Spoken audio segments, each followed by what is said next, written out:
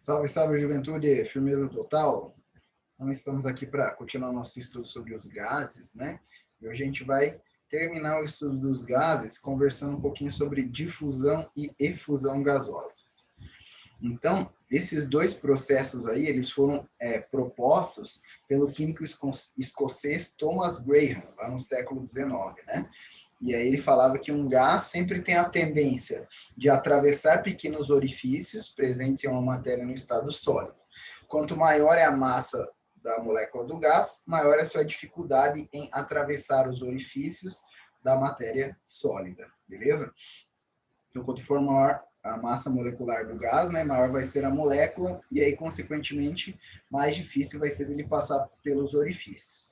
Então, um processo natural aqui que a gente vê a difusão gasosa acontecendo é o fato de colocar uma chaleira para ferver, para fazer um café, por exemplo, né? Então, você vai ter ali as moléculas de água no estado gasoso, né? Passando pelo orifício aqui, né? Da boca da chaleira, indicando que é o processo de difusão gasosa que está acontecendo, beleza?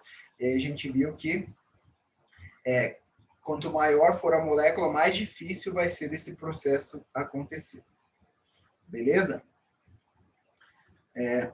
Quanto menor é a densidade do gás, também maior é a sua velocidade de movimentação, né?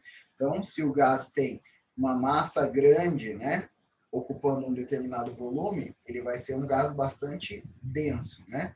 E aí, se ele for um gás bastante denso, ele vai ser um gás mais pesado, né? Isso não vai ajudar na movimentação dele, vai prejudicar a movimentação dele, né? Quanto mais leve for esse gás, maior vai ser a facilidade dele de se movimentar, né? Como a gente viu aí nas outras aulas, né? Quanto maior é a temperatura, maior vai ser a agitação das moléculas, né? Então, se as moléculas estão mais agitadas, significa que elas têm uma energia cinética maior, né? E, consequentemente, a velocidade com que o gás se espalha ou atravessa um orifício vai ser maior, né? Aí, para a gente calcular a densidade de um gás, né, a gente vai utilizar essa fórmula aqui. Densidade é igual a pressão vezes a massa molar dividido pelo R, né, constante dos gases, e a temperatura em Kelvin. Beleza? Essa fórmula vem do seguinte, né? Lembra lá da equação de Clapeyron? A equação dos gases ideais, P vezes V é igual a N vezes R vezes T. Beleza? Aí P vezes V é igual. O número de mols, que é o N, né? Também pode ser escrito como a massa dividido pela massa molar de uma substância, né? Então, aqui onde tinha o N, como eu sei que N é igual a massa dividido pela massa molar, posso substituir aqui, fica igual a M de massa, né, dividido pela massa molar vezes a constante dos gases e a temperatura, né? Como a gente tem aqui massa e volume, ó, a gente pode isolar os dois de um lado, que é a densidade, né? Então, ó, vou passar o RT dividindo, né, da direita para a esquerda, e passar o V dividindo aqui para direita e passar o M multiplicando também, né? Então, primeiro, se passar o M multiplicando, a gente fica lá com P vezes V vezes a massa molar, né? Tudo isso dividido pelo R vezes T que eu estou passando dividindo, né? Beleza? Isso aqui vai ser igual a massa, né? Então, isolei a massa do lado direito aqui. Passei o M que estava dividindo multiplicando, o RT que estava multiplicando, passei dividindo. Agora eu vou passar o volume dividindo para o lado direito, né? Então, fica P vezes M dividido por R vezes T é igual a massa dividido por volume. Como massa por volume é a densidade, né? Densidade igual a massa dividido por volume. Então, a gente chega aqui pressão vezes a massa molar dividido pela constante dos gases vezes a temperatura é a densidade de um gás. Beleza? Tudo tranquilo? Então, quanto mais denso for o gás, mais lenta vai ser a sua movimentação e a sua difusão em um ambiente, né? Logicamente, a gente vê aqui que a densidade e a massa molar, elas vão ser diretamente proporcionais, né? Quanto maior a massa molar, maior a densidade, né? Então, também, quanto maior for a massa molar de um gás, mais lentamente ele vai se movimentar, vai se difundir no ambiente, né? E aí, o processo também de passagem desse gás por orifícios vai ter uma dificuldade maior pelo tamanho da molécula, né?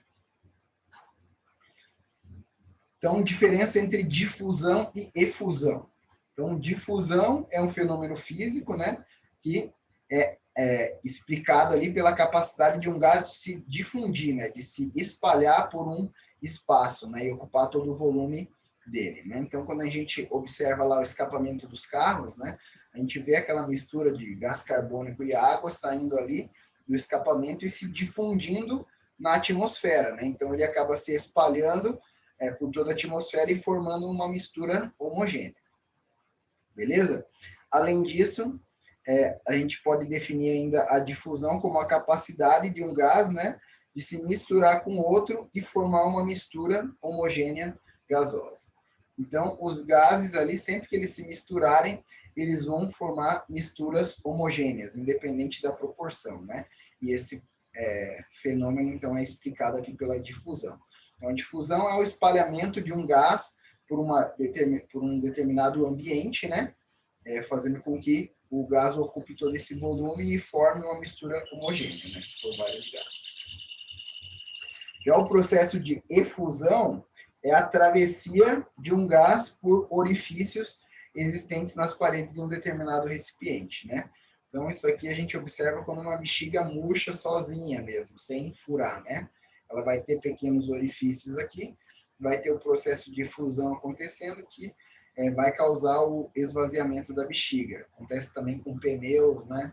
Fica muito tempo lá sem usar, o pneu acaba sendo esvaziado, né? Então, efusão é a passagem de um gás por orifícios, né? E a difusão é o espalhamento desse gás por um determinado recipiente ocupando todo o volume do mesmo.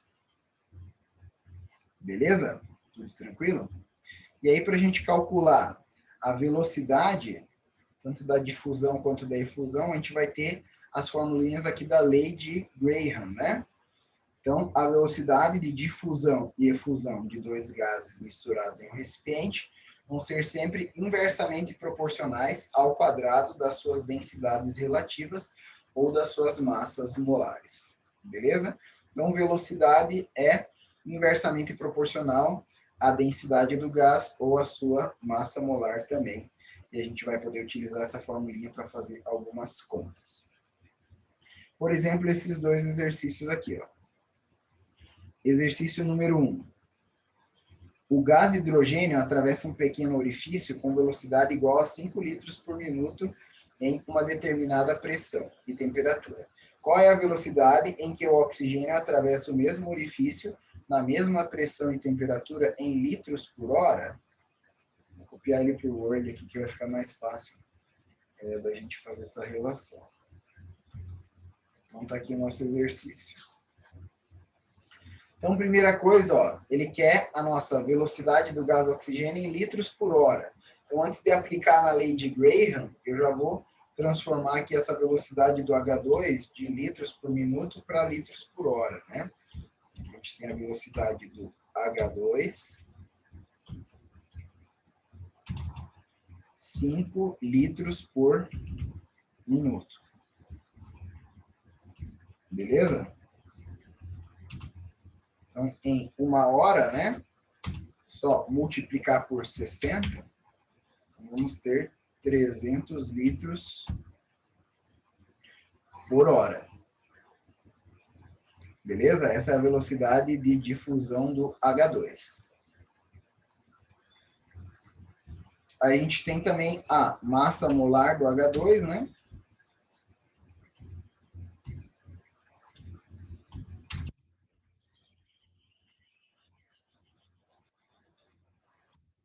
Então, é igual a 2 vezes a massa do H, né? Que é 1.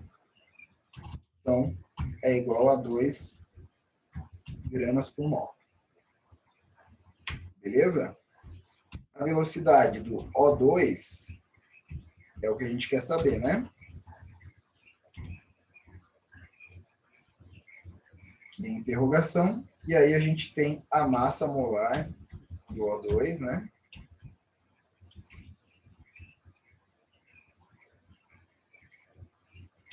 Que é igual a 2 vezes a massa do oxigênio, que é 16, então igual a 32 gramas por mol. Beleza? Então agora é só substituir na lei de Graham, né? Vou colocar aqui a nossa equação.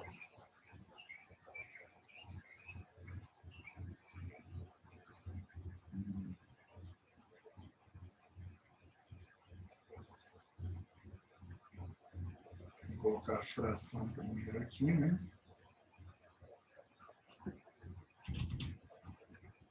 Outra fração também. E aqui nessa fração vamos colocar o radical. Muito bem. Então, a velocidade do gás 1 sobre a velocidade do gás 2 é igual a massa molar do gás 2 dividido pela massa molar do gás 1 dentro da raiz quadrada, né? Aí agora substitui os valores, né? Então, substituindo aqui o gás 1 vai ser o H2. Então, 5 é a velocidade dele, né? E a velocidade do gás 2 é a que a gente quer saber. A massa do gás 2 é 32 e a massa do gás 1 é 2. Beleza? Então, a gente vai ficar aqui que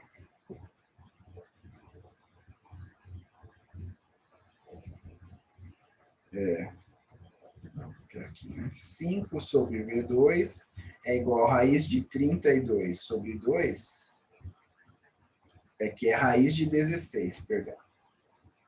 Aqui a gente vai colocar raiz de 16, né? Então, o nosso V2 vai ser 5 dividido por raiz de 16, né?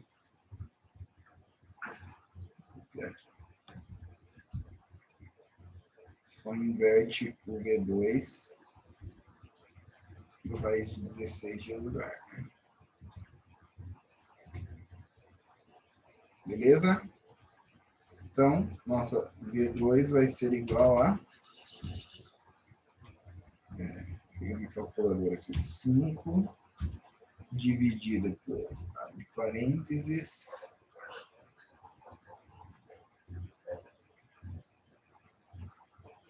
raiz, opa, deu ruim aqui,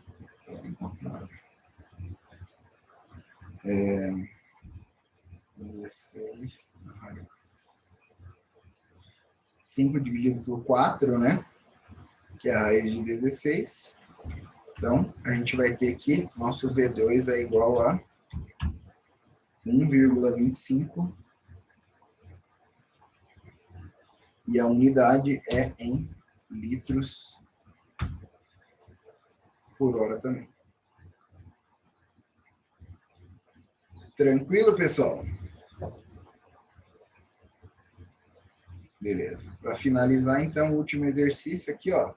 Numa sala fechada, foram abertos ao mesmo tempo 3 frascos com, respectivamente, gás amônia, de odor característico forte e irritante, dióxido de enxofre, de odor sufocante, e sulfeto de hidrogênio com cheiro de ovo podre. Uma pessoa na sala, a igual distância dos 3 frascos, sente os cheiros na seguinte ordem. Então, como a gente viu, né? A velocidade de difusão é inversamente proporcional à massa molar, né?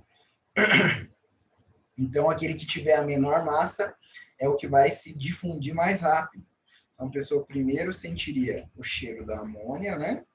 Tem a massa 17 gramas por mol. mais rápida, né? Depois, o sulfeto de hidrogênio, né? Tem a massa 34.